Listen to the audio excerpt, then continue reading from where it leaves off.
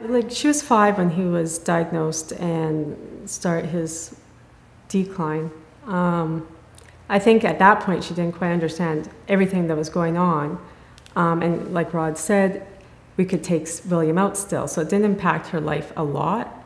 I think what I first noticed is when she was in about 1st or 2nd grade, and someone commented to her about William's wheelchair at school when I had him at a function. And it was a negative comment, and she came home very upset by that.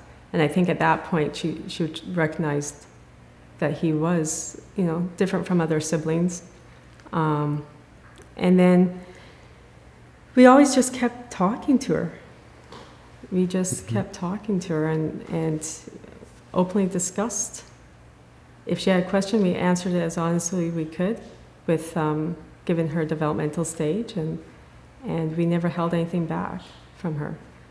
Yeah. She was in grief counseling with hospice right off the bat. That's one of the services they did have in place that we could take advantage of. So she went, how often, once a week? Or once a month? Once a month, and had a grief counselor, that Amy, who she would go and visit with at hospice house for an hour or whatever it was. And we did that for a fair while. And even today, Amy will call every now and then and check in on Kyla and make an effort to come see her. And one of the reasons I sought someone like that out was because I always thought we would be grieving, we were grieving after diagnosis and after William's death, and I want Kyla to have someone outside the family to go to. And so that's why we sought out hospice, and it has been a good thing for Kyla. But what I didn't recognize as she got older, she found the people that she was comfortable with, and she sought out. And, you know, it turned out to be her guidance counselor at her elementary school. And in fact, the day William died, that's where she wanted to go. It was not to her current guidance counselor, but her guidance counselor from her old school.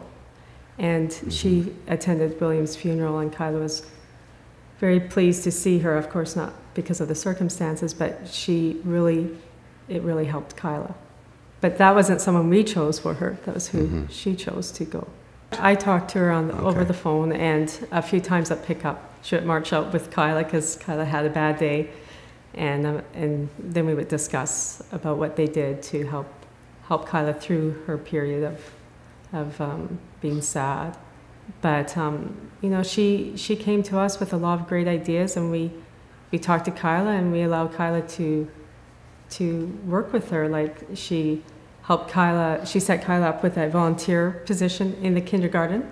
So once a week Kyla would go to the kindergarten class, and I think the idea was they were doing the bucket filling philosophy. So if your bucket was a bit empty, to fill it up, you helped fill up other people's buckets. And so that was her philosophy, and that's what she used with Kyla. She let her volunteer, and by helping others, it helped Kyla.